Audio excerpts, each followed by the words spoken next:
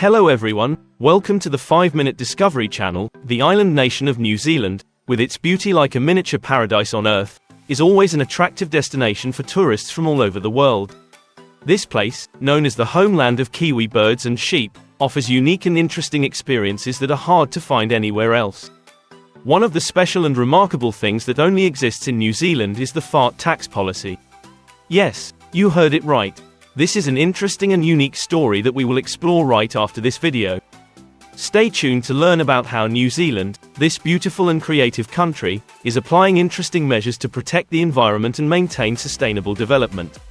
This story promises to bring you surprising and interesting information. Before going into the content, please like and subscribe to support the channel.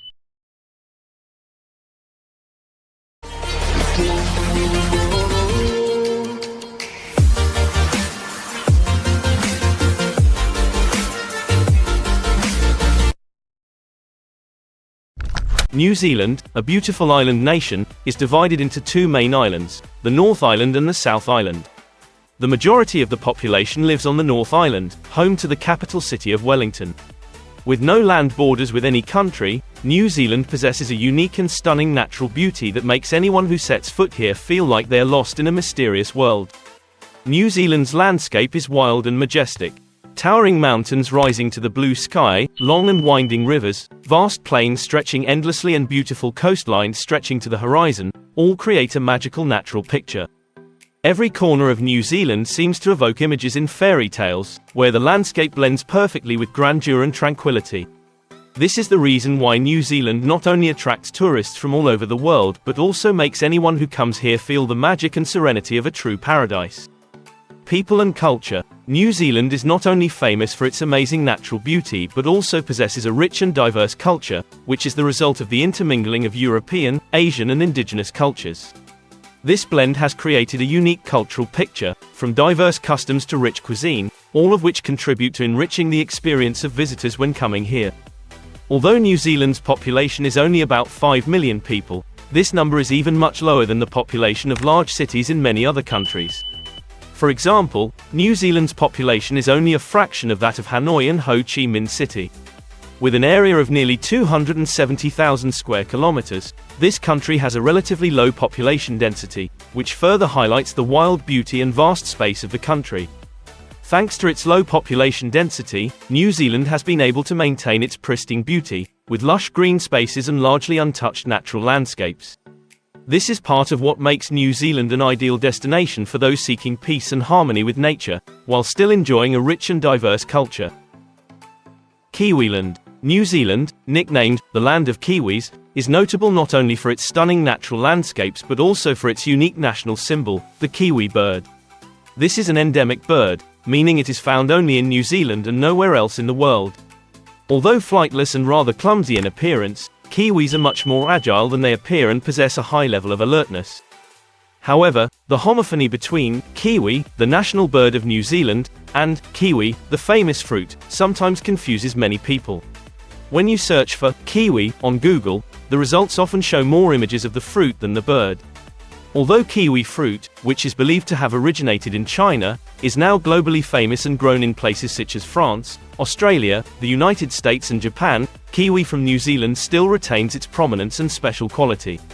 Since 1918, the Oxford Dictionary has officially used the word Kiwi to refer to New Zealanders, especially soldiers or the army of this country. Today, when referring to New Zealand, many people often call the people here by the intimate name Kiwi or Kiwi people, showing a special attachment to their national and cultural symbols. Whether it is a bird or a fruit, kiwi has become an inseparable part of New Zealand's reputation and national identity, making people feel the uniqueness and specialness of both this bird and this fruit every time they think of New Zealand. New Zealand is about to become the first country to tax cows and sheep for farting. On June 8, the New Zealand government announced a draft plan to tax cows and sheep farms because they fart too much, one of the country's largest sources of greenhouse gas emissions. If the proposal becomes a reality, New Zealand, a major agricultural exporter, will become the first country to make farmers pay a tax on livestock emissions. In fact, although New Zealand has only 5 million people, it owns 10 million cows and 26 million sheep. It is estimated that nearly half of all greenhouse gas emissions come from agricultural activities, mainly methane. However, agricultural emissions have so far been exempted from the country's emissions trading scheme. This has sparked criticism of the government's commitment to combating global warming. Under the draft plan, which was drawn up by the government and representatives of the farming community, farmers would be required to pay for their emissions from 2025.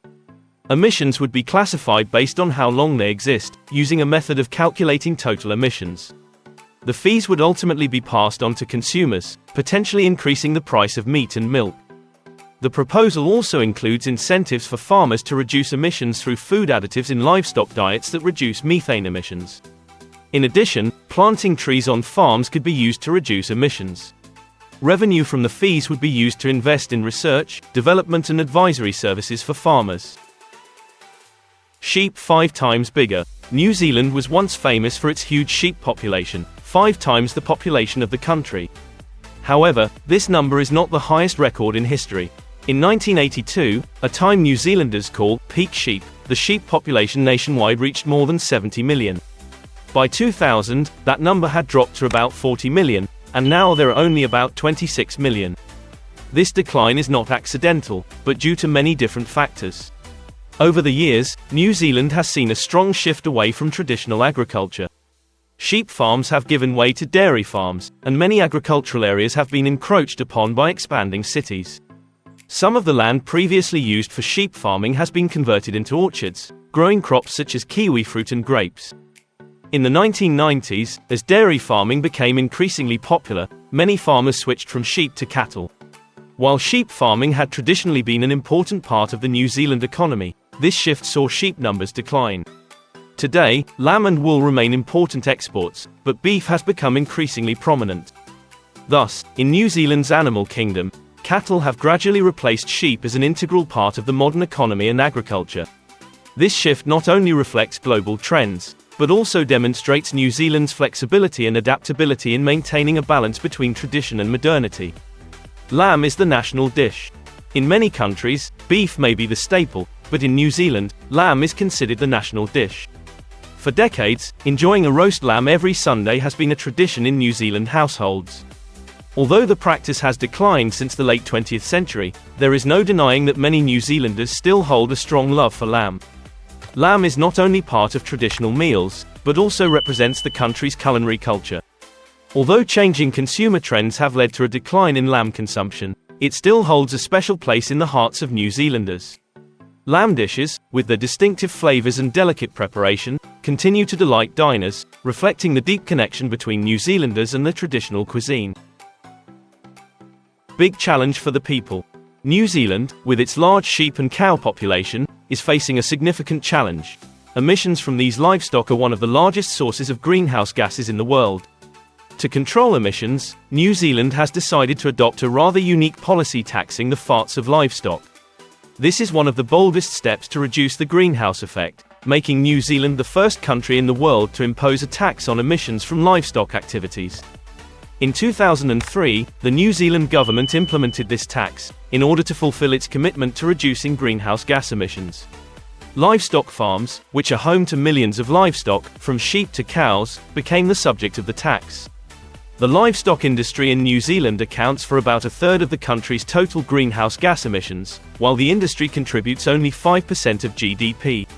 Despite being a significant effort, the tax was met with strong opposition from farmers and was eventually scrapped. However, the emissions situation has not improved significantly.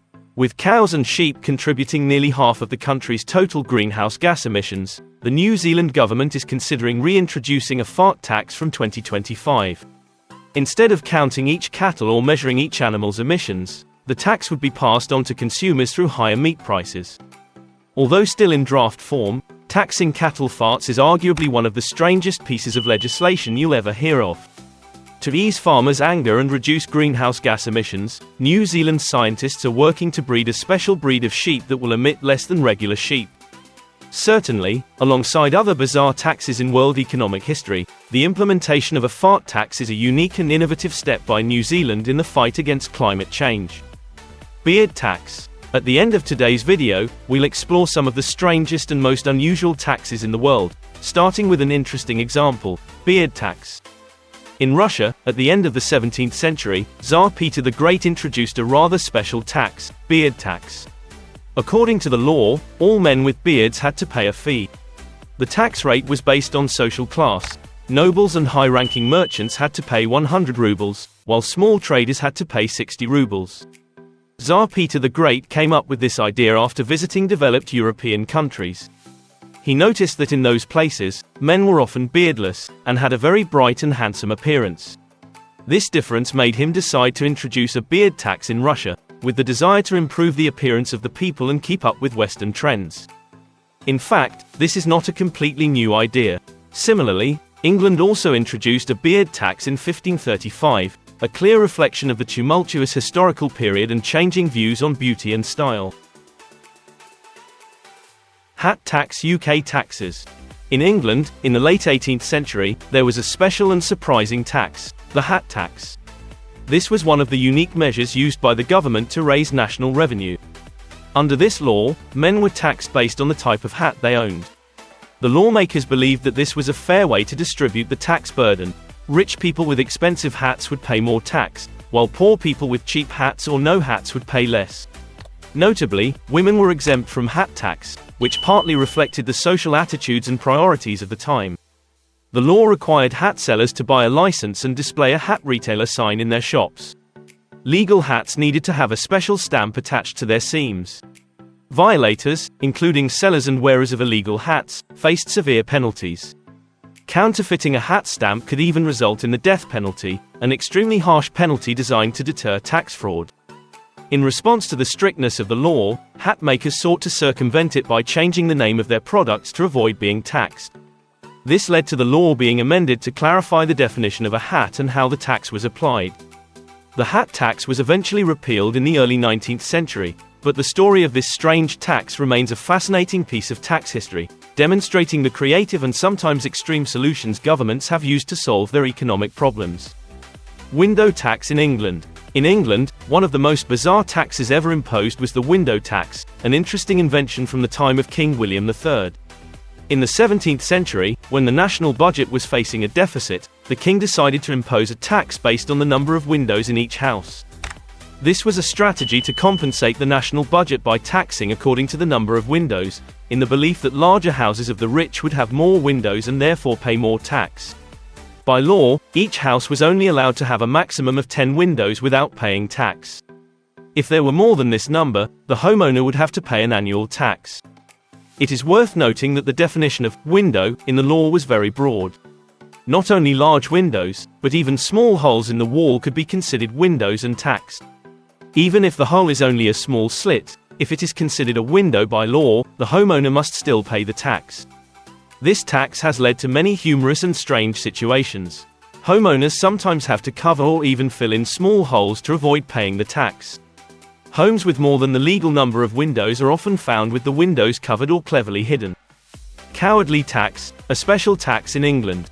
Still a story from England, there was a particularly interesting tax that was applied from the early 12th century. Called the cowardly tax, this tax was imposed on all citizens who did not want to participate in battles. Initially, this tax was quite modest, but over time, it increased to 3 times the original level. Interestingly, this tax was not only applied during times of war, but also applied even in years without any conflicts. The strangeness of the cowardly tax did not stop there. For more than 300 years of circulation, this tax continued to exist until the early 15th century, before it was finally abolished. It reflects a time when the government sought to maintain the army, even if it meant placing a financial burden on citizens who did not participate in fighting. And so, the story of the world's strange and funny taxes has ended here, along with an interesting story about New Zealand applying a fart tax to their cattle. Thank you for taking the time to follow and explore with us the strange and interesting things from around the world. If you find this story interesting, don't forget to subscribe to the channel, turn on the notification bell so you don't miss any videos, and share this video with your friends. Goodbye and see you in the next videos.